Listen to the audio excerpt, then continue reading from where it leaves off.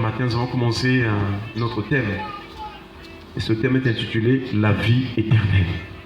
Nous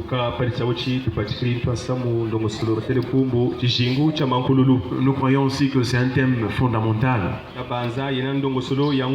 Parce que Jésus est venu spécialement pour nous accorder cette vie. Et déjà en introduction, nous avons rappelé qu'il y a une vie terrestre. Celle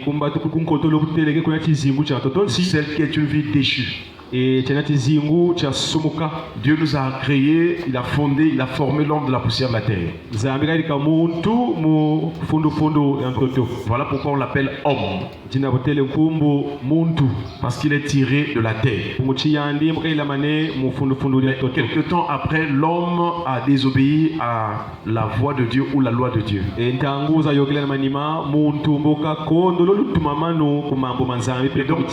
cette vie terrestre n'avait plus de relation avec Dieu parce que le péché pour lequel l'homme avait péché, ou bien le péché dans lequel l'homme était tombé, et donc il l'a séparé de sa communion ou de sa relation avec Dieu.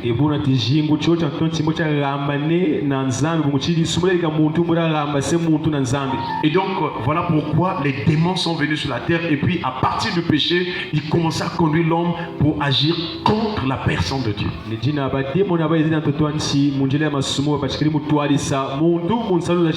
Et l'apôtre Jean définit le péché comme la transgression de la loi. Et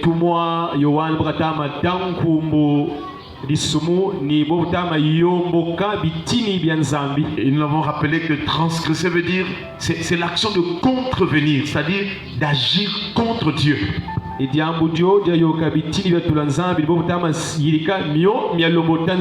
Quand quelqu'un pêche, c'est-à-dire celui-ci agit, il dit j'agis contre Dieu.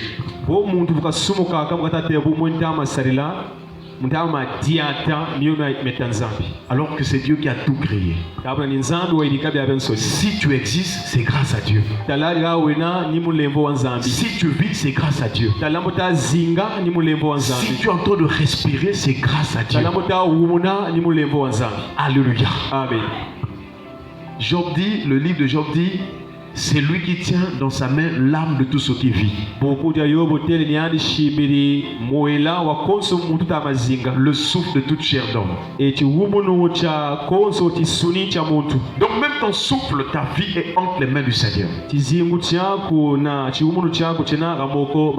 Maintenant, imagine-toi jusqu'à quel point la personne qui tient notre vie, qui permet qu'on se réveille, qu'on marche, qui fait le tout pour que nous soyons des êtres vivants, cette personne-là, nous prenons la décision d'agir contre elle.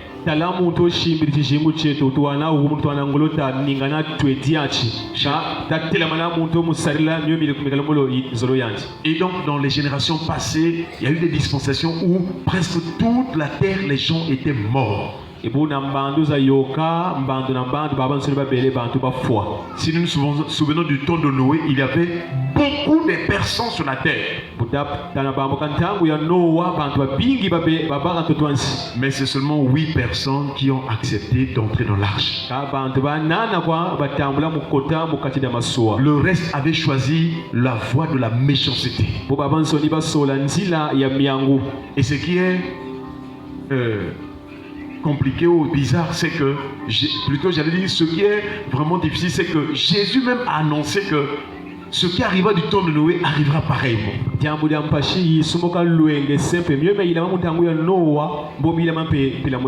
de la même manière du temps de Noé, chaque jour le cœur des hommes, les pensées des hommes se dirigeaient vers le mal. Et puis c'est la même chose aujourd'hui. Pour trouver un homme de bien, une personne qui te fasse du bien, c'est devenu rare. Et nous avons dit qu'à chaque dispensation, il y a toujours un reste pour Dieu, un reste qui soit fidèle à Dieu. Même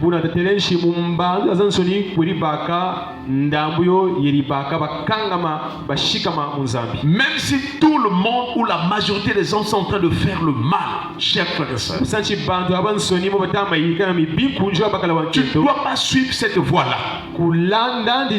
Tu dois suivre la voie de ceux qui font le bien. Et dans ce thème qu'on appelle la vie éternelle, nous avons compris que la vie éternelle, c'est cette vie que Jésus-Christ, qui est sorti du sein du Père, a apporté dans l'homme ou dans la vie de l'humanité.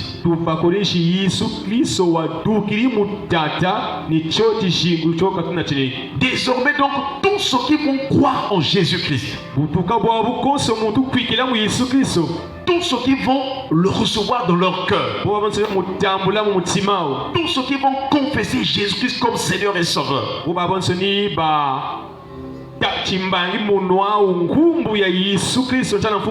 tous ceux qui vont ouvrir leur cœur afin que Jésus soit leur Seigneur, que Jésus règne dans leur cœur,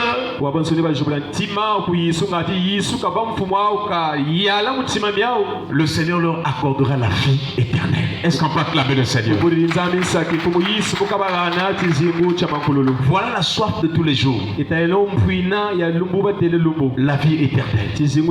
C'est une vie qui vient auprès de Dieu. Nous nous sommes posé la question, pourquoi parler de la vie éternelle? C'est parce que cette vie nous épargne de la perdition.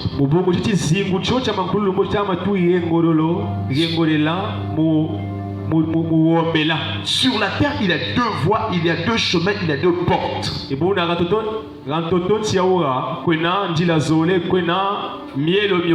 Par rapport aux actions que tu vas faire sur la terre, j'allais dire, les actions que tu poses sur la terre déterminent ou montrent la voie ou le chemin sur lequel tu es en train de marcher.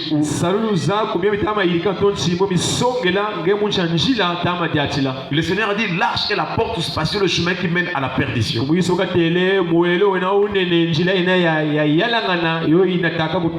Il dit, beaucoup y entrent par là. Fais attention de suivre le comportement de tout le monde. Fais attention de suivre la conduite. Oh, mais un tel aussi le fait, non? Mais les autres aussi le font. Est-ce que ce qu'ils font cadre avec la volonté de Dieu?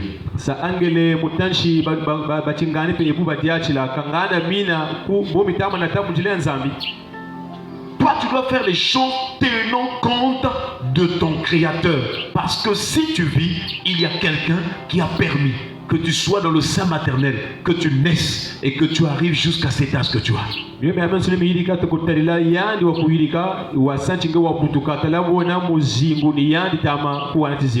a quelqu'un qui tient les profondeurs du secret de ta vie ou des mystères de ta vie. C'est la personne de l'Éternel Dieu.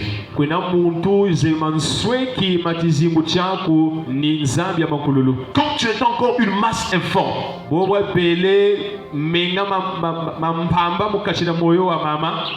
quand tu étais fait dans le lieu secret, le psalmiste rappelle dit que dans son livre ou dans ton livre étaient tous inscrits les jours qui m'étaient destinés. Est-ce qu'on peut acclamer le Seigneur? Donc, dans le livre de Dieu, il y a les jours qu'il a. Il sait que demain, c'est quelque chose qu'il avait programmé pour toi.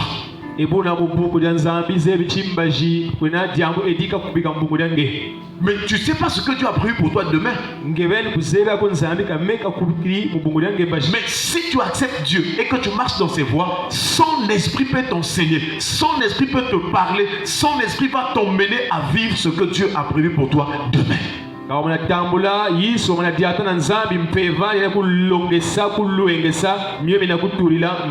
Mais si tu suis la voie du péché,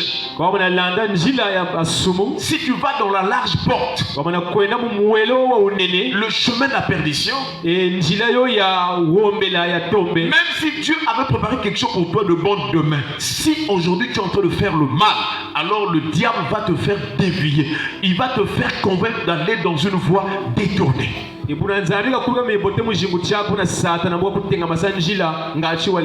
Donc il y a beaucoup de choses que les hommes vivent, les difficultés, les souffrances. Quelquefois ils accusent Dieu. Ce n'est pas Dieu, c'est parce que les hommes, au lieu de faire la volonté de Dieu, ils sont en train de faire la volonté des démons.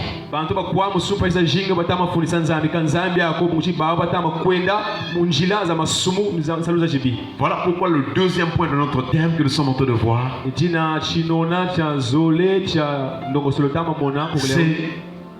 ce sont les illusions de la perdition.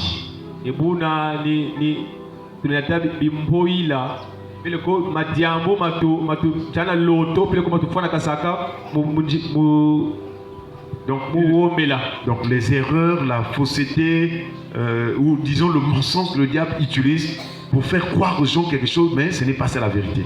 Il faut prendre ça. Parce que nous avons pris pour définition, par exemple, 2 points sur la définition des illusions. Une illusion, c'est une interprétation fausse de ce que l'on perçoit. Je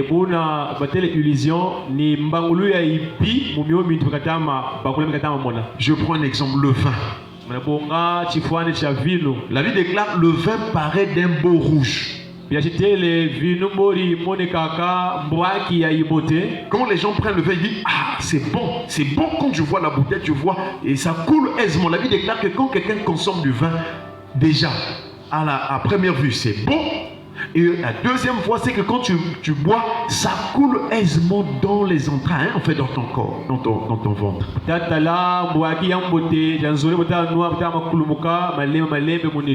quand quelqu'un consomme du vin, c'est bon en fait. Naturellement, il dit que c'est bon, c'est bien, ça coule. Mais la Bible déclare, il finit par mordre comme le serpent.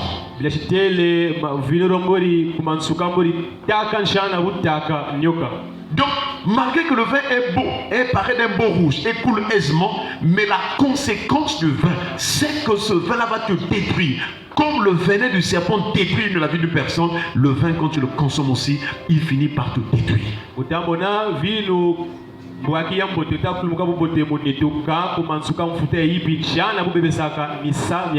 Donc l'illusion c'est la beauté que tu vois, l'apparence. Ah, telle chose est vraiment belle, mais c'est bien. Et quand tu utilises cela, alors à la fin, comme c'était une illusion, alors la conséquence c'est la destruction de ta vie.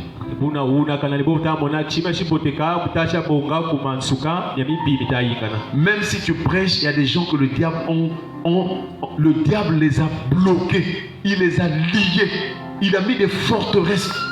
Quand le pasteur prêche contre les boissons, lui aussi, lui c'est seulement la boisson qu'il est en train de voir. Ils ne savent pas que c'est pour la délivrance de leur âme.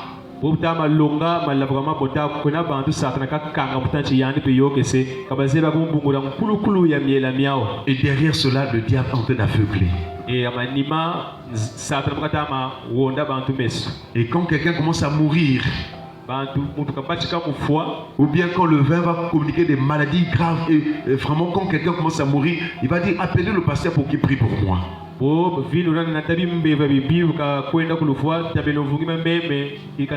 en ce moment-là, le diable sait déjà, il a accompli sa mission, il a détruit ta vie. Même si tu vas te soigner, le diable aussi connaît la médecine. Il sait jusqu'à tel niveau-là, c'est fini pour toi. Si Dieu n'intervient pas, tu vas mourir.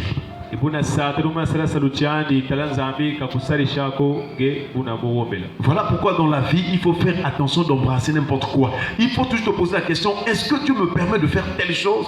Si Dieu le permet, gloire à Dieu, tu peux le faire ou utiliser. Mais si Dieu interdit, même si cela paraît beau, même si tout le monde est en train de le faire, tu ne dois pas le faire par obéissance à ton Créateur. Est-ce qu'on peut acclamer le Seigneur? Et nous avons lu le matin que dans Proverbe chapitre 14, verset 12 à 13, il est écrit « Telle voie paraît droite à un homme, mais son issue c'est la voie de la mort. »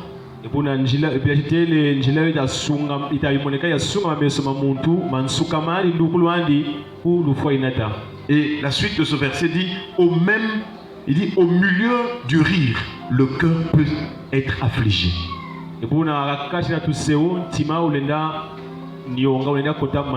Et la joie peut finir par la détresse. Malheureusement, c'est ce que nous voyons. Quelqu'un décède, les gens pleurent, les gens pleurent.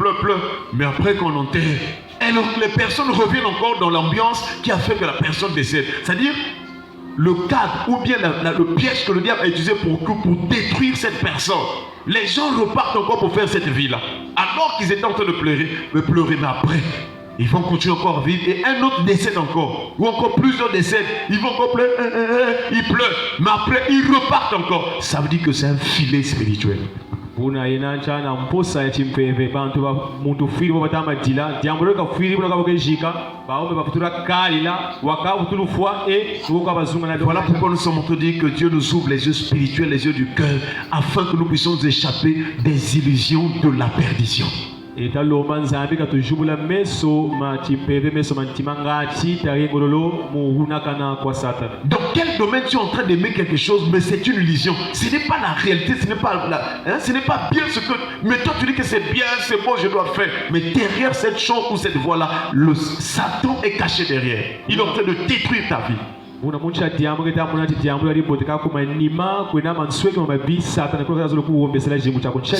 temps de chercher la vie éternelle par Jésus-Christ. La vie éternelle ne cohabite pas avec le péché. Si tu veux aller au ciel, même avant que tu n'ailles au ciel, si tu veux avoir la paix, la bonne santé, tu veux vraiment être en bon terme avec Dieu, tu vas avoir la paix avec Dieu, tu dois quitter la voie de la perdition. Nous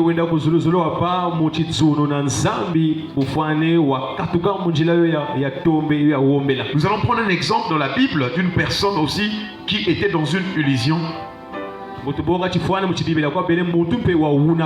C'est Caïn. Nous allons lire un texte dans Genèse chapitre 4 versets 5 à 7. Dieu a permis que Caïn naisse. Non, 5 à 7. Chapitre 4, Genèse. Alléluia. Est-ce qu'on est en train de comprendre le message? Donc, Dieu a créé Adam et Ève. Ensuite, ils se sont rencontrés et puis ils ont engendré des enfants. Ils ont mis au monde des enfants. Bon, beaucoup de gens disent que non, Caïn c'était le fils du diable, c'était... Non. Dans Genèse chapitre 4, là, au verset 1, je pense déjà, la Bible déclare, Adam connut Ève, sa femme, elle enfanta un fils et elle lui donne le nom de Caïn. Elle dit, je l'ai reçu ou je l'ai demandé à l'Éternel. Donc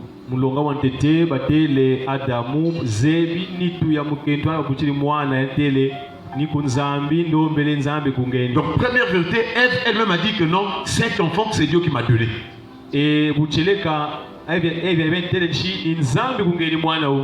Ensuite, elle mit aussi au monde Abel. Abel était berger, Caïn était laboureur. Et quelque temps, chacun d'eux va offrir à l'Éternel un sacrifice. Est-ce que tu es en train de comprendre? Alléluia. Amen. Parce que la vie de Caïn et Abel, c'est la vie des hommes. D'une part, ceux qui sont bons, d'autre part, ceux qui vont choisir la voie du mal. Donc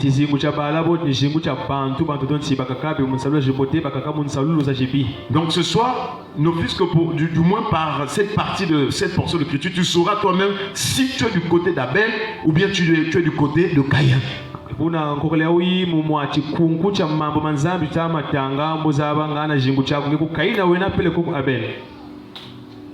Alléluia. Alléluia. Amen. La Bible déclare, mais il ne porta pas un regard favorable sur Caïn et sur son offrande. Nous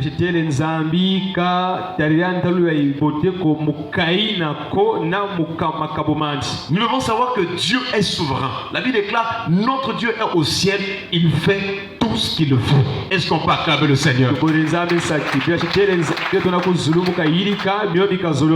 dois pas imposer à Dieu, Dieu si tu ne fais pas ça, moi je veux... Non, non, non, non. Il est souverain. Il sait pourquoi il fait chaque chose. Et comme il est bon et juste, même si apparemment ce que tu es en train de faire, dans les débuts tu trouves que ça ne concorde pas avec ce que tu aimes, à la fin, si tu demeures avec Dieu, tu verras la gloire de Dieu. Amen. Et donc, l'offrande de Caïn n'avait pas été agréée. Alors, lorsque tu ne reçois pas quelque chose, lorsque ça ne marche pas, quel est le comportement, quelle est la conduite, quelle est l'attitude que tu manifestes en toi? Il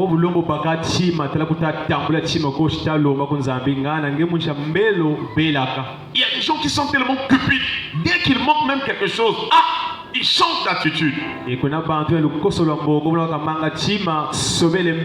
Chers frères et sœurs, dans la vie ici sur la terre, il y a des temps où tu peux être dans l'abondance, mais il y a des temps où parfois tu manques quelque chose. Cela ne change en rien la personne et l'œuvre de Dieu. Tu dois retenir que Dieu ne change pas, il reste le même. Que ça marche dans ta vie, que ça ne marche pas, lui il ne change pas, il reste Dieu. Est-ce qu'on peut acclamer le Seigneur? Donc ne l'accuse pas de quoi que ce soit. Alors lorsque l'offrande de Caïn n'a pas été agréée, la Bible déclare Caïn fut très irrité. Et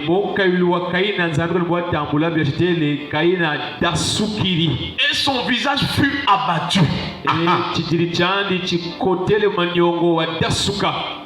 Là déjà tu vas voir si tu es Caïn ou bien tu es Abel. La Bible déclare, et l'Éternel dit à Caïn, pourquoi es-tu irrité? Et pourquoi ton visage est-il abattu? Voyez, Dieu parle toujours avec douceur. Est-ce qu'on peut acclamer le Seigneur? Ce n'est pas chez nous quand un enfant se fâche, toi, tu te fâches, de toute façon, reste pour toi.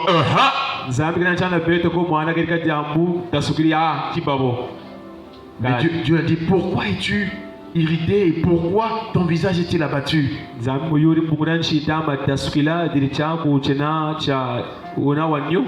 Certainement si tu agis bien, tu relèveras ton visage.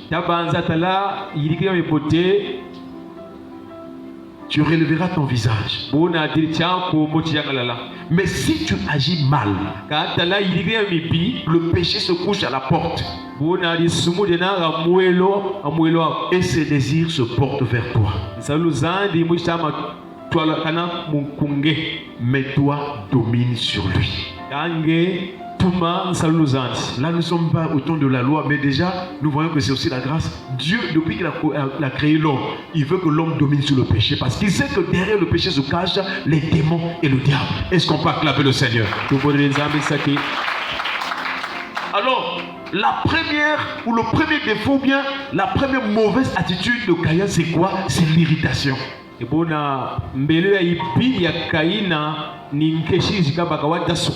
que toi aussi tu as cette habitude de t'irriter? Pour un rien tu te fâches. Pour un rien tu te mets en colère. Si cette attitude ou bien cette sémence est en toi, sache que tu es dans la voie d'Abel ou bien de Caïn. Tu peux répondre d'Abel ou bien de Caïn? Caïn. De Caïn. L'irritation.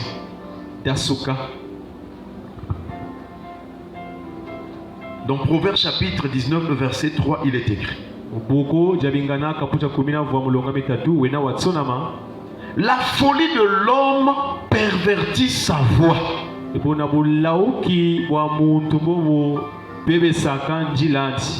Et c'est contre l'Éternel que son cœur s'irrite. C'est-à-dire l'homme, il mène sa vie comme une personne insensée. Même si Dieu permet qu'il a l'argent, il va mal gérer son argent, il va commencer à boire, il va commencer à aller avec les femmes, il va mal gérer ce que Dieu lui a donné comme argent. C'est ce qu'on appelle la folie. Là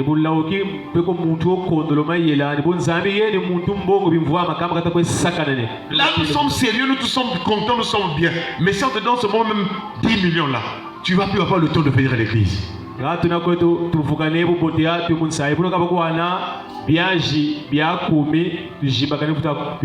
dis pas forcément ce que tu vas faire, mais je prends un exemple dans le cas général. Généralement, quand quelqu'un a l'argent là, il change d'attitude, donc il devient rare. Même si le pasteur appelle, mes frères, on ne te voit plus, je suis occupé.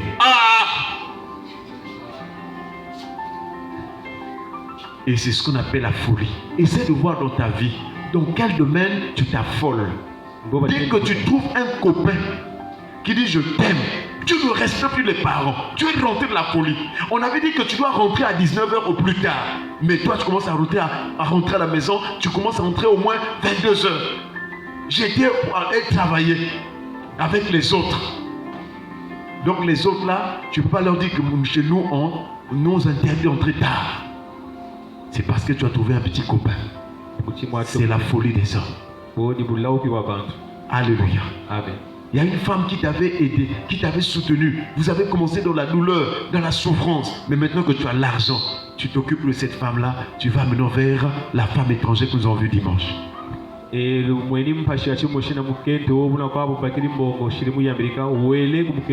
Généralement dans la vie, quand tu aides une personne, tu aides quand la personne est dans la galère, ça ne marche pas.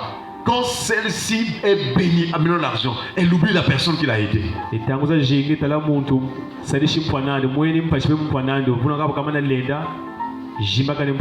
dans les églises, même les pasteurs. Vous avez commencé le ministère, vous étiez là en train de soutenir un pasteur, il n'avait rien. Dès que l'église devient une bonne église, il a maintenant des voitures. Il commence à vous chiffonner. Vous êtes des pauvres, vous êtes maudits. Il a oublié que vous avez commencé ensemble. La folie des hommes.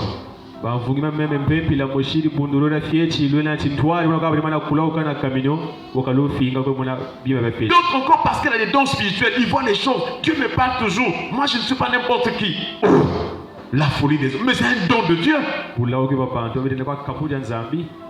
Alléluia. Amen. Maintenant le Seigneur dit que la folie de l'homme pervertit sa voie. C'est-à-dire que quand la personne va dans cette vie de folie, il est en train de détruire la voie que Dieu a tracée pour elle, cette personne, ou bien tracée pour lui, cet homme. Maintenant, quand il commence à aller dans des mauvaises voies là, quand ça ne marche plus, il vous commence à accuser Dieu. C'est Dieu. Dieu n'est pas bien. Dieu m'a négligé. Dieu m'a abandonné. Est-ce qu'on peut acclamer le Seigneur? Est-ce que tu es dans la voie de Caïn, l'irritation, ou bien tu es dans la voie d'Abel?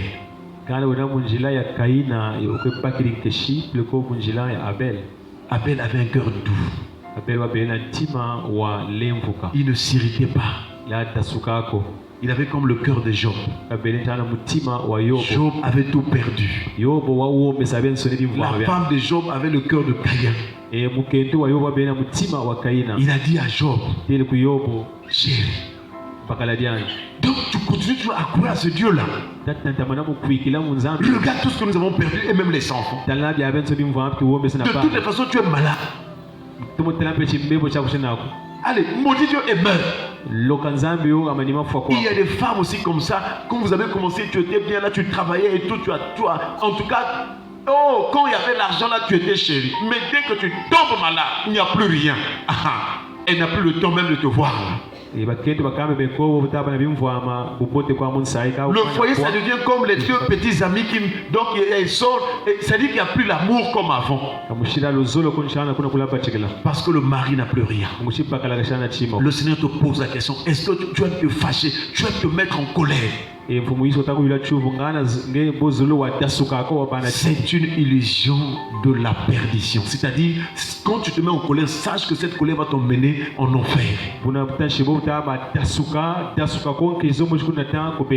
Est-ce que Caïn a continué à marcher avec Dieu? Non, Dieu l'a chassé de devant sa face. Pourtant, Dieu l'avait averti, mais à cause de la colère, un corps toujours colérique, un corps toujours dans quand il se fâche, il y a des gens qui se disent même, moi quand je me fâche, je ne blague pas. Après, tu ne blagues pas, tu vas aller où? Tu vas aller en enfer. Et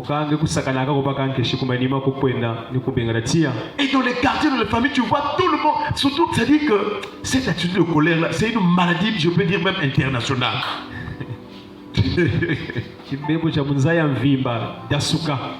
Va seulement dans les bus, pour un rien, le contrôleur, le client, il veut même se battre pour un rien.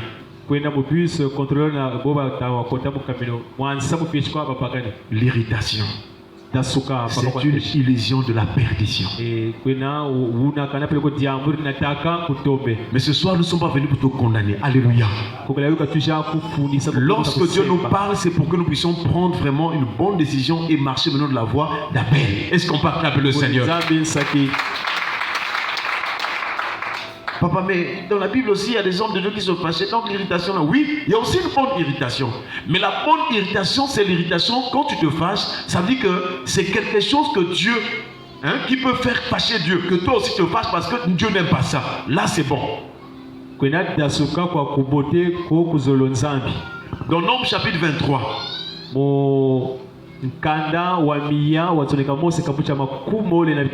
Le verset 8. Ça c'est le devin Balaam. On l'a envoyé pour aller maudire Israël. Et il dit ceci. Il dit, comment maudirais-je celui que Dieu n'a point maudit? Toi qui as toujours peur. Oh non, l'homme de Dieu a dit il va me maudire. Il va te maudire pourquoi? Donc Dieu n'a pas permis que la malédiction te touche. Même si c'est un bishop qui a mis l'église, ça ne te touchera pas. Beaucoup de chrétiens sont dans les églises, ils sont devenus esclaves. Le pasteur est en train de faire n'importe quoi. Ils sont devenus des prisonniers, des prisonnières. Même quand tu veux dire que mais la Bible déclare, la Bible de quoi? C'est moi ici qui suis le chef. Oh! Et ça vous appelez toujours pasteur. Il n'est plus dans la bonne voie. Il a été séduit. Car un vrai serviteur de Dieu doit toujours avoir la crainte de Dieu. Un vrai serviteur de Dieu doit avoir toujours le cœur pour les brebis du Seigneur. Ce n'est qu'un serviteur. Ce n'est pas son œuvre, c'est l'œuvre de Dieu. Jésus a dit à Pierre, paie mes brebis. Il n'a pas dit ce sont les brebis de Pierre, mais ce sont les brebis du Seigneur. Alléluia. Amen. Si tu sais que tu es dans la droiture, dans la vérité, même si c'est un homme de Dieu qu'on craint à travers le monde entier, qui vient te dire des choses, si tu sais que la vérité, il faut le respecter, oui. Mais tu ne dois pas accepter qu'il t'impose des choses. C'est comme si c'est lui qui a le mandat sur ton esprit. Et il y a une grande erreur que les gens disent, le père spirituel. C'est une erreur. Le père spirituel, c'est le père des esprits. Mais c'est Dieu, ce n'est pas un pasteur. Le pasteur est le père dans la foi. C'est-à-dire qu'il t'enseigne les choses de Dieu pour que ton âme ne se prépare à être avec le Seigneur. Amen. Il est le père de la foi, pas le père spirituel. Le père spirituel, c'est le père des esprits, c'est la personne de Dieu. Mais si tu acceptes qu'une personne soit le père spirituel, ton père spirituel, il aura le contrôle sur ton esprit. Mais si c'est une mauvaise personne, il va détruire ton étoile. Alléluia. Amen. Alléluia. Amen. Est-ce qu'on peut acclamer le Seigneur? Donc nous parlons de la bonne irritation. Et Balaam dit, comment serais-je irrité quand l'Éternel n'est point irrité? Est-ce qu'on peut acclamer le Seigneur? Donc nous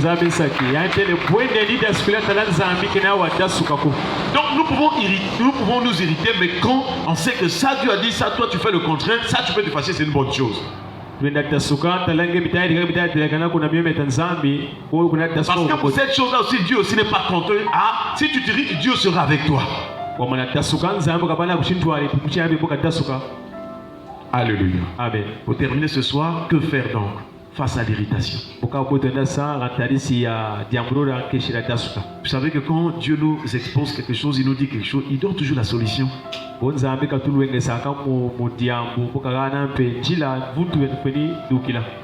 Donc Psaume 37, le verset 8.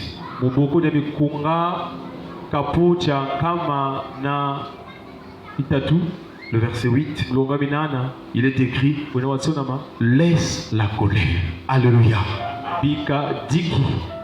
Abandonne la fureur. Alléluia. Ne t'irrite pas. Ce serait mal fait. Est-ce qu'on peut acclamer le Seigneur? Donc à partir de ce soir, maintenant tu dois prier, Seigneur, donne-moi, apprends-moi à abandonner la fureur. Donne-moi la force d'abandonner, de laisser la colère, s'il te plaît. Il faut maintenant demander à Dieu parce que Dieu t'a parlé, il t'a donné la vérité. Qu'est-ce que tu dois faire? Alors si tu commences maintenant à prier, alors le Seigneur, sachant que tu as reçu la vérité, la puissance de cette parole va entrer dans ton esprit, dans ton cœur, et ça va t'aider à quitter l'irritation. fani wasambila nzambe kwene bucheleka bo busambila kuyani kwene bucheleka bo na lulendo lolo mama nzambe akota munge ukakula mu diamolo yankeshi. Ce n'est pas bien d'être toujours irrité parce que ça te rendra malade un jour. Mais Dieu a besoin que tu puisses avoir un cœur doux, un cœur de paix, un cœur qui n'est pas violent, un cœur qui sait vraiment laisser tout entre les mains de l'Éternel Dieu. Zambi zolo tabana ntima wa lemvoka o yokolani amen sonia mo komanzambe ka tudasukana po muti dasuka po na jina imbevo. Que le Seigneur nous apprenne à laisser la colère au nom de Jésus. Zambi ka tuana ngolo ka tulonge samu pika tiki na dasuka mo kubu ya Yesu. Que le Seigneur nous donne d'abandonner la fureur au nom de Jésus. Zambi ka tuana ngolo ta pika miangu mo kubu ya Yesu. Que le Seigneur nous donne de ne plus s'irriter au nom de Jésus. Zambi ka tuana ngolo mo mutu dasuka mo kubu ya Yesu. Et que chaque jour qui nous apprenne à avoir la maîtrise de soi. Et lumbu bate lumbu ka tuana beaucoup de gens veulent les dons spirituels comme le parler en langue, ils veulent la puissance, ils veulent faire des miracles. C'est une très bonne chose. Ces dons-là, ce sont des bons dons spirituels. Mais tu dois aller maintenant dans les fruits de l'Esprit de Dieu. Parce que si tu as le don, tu n'as pas le fruit, tu vas faire des dégâts. Et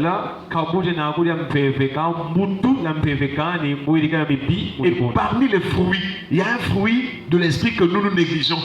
Nous voyons seulement l'amour, tout c'est bien, la bonté, la bienveillance. Mais il y a un fruit là-bas qui est capable, ce fruit-là peut nous donner d'éviter beaucoup de dégâts. Ce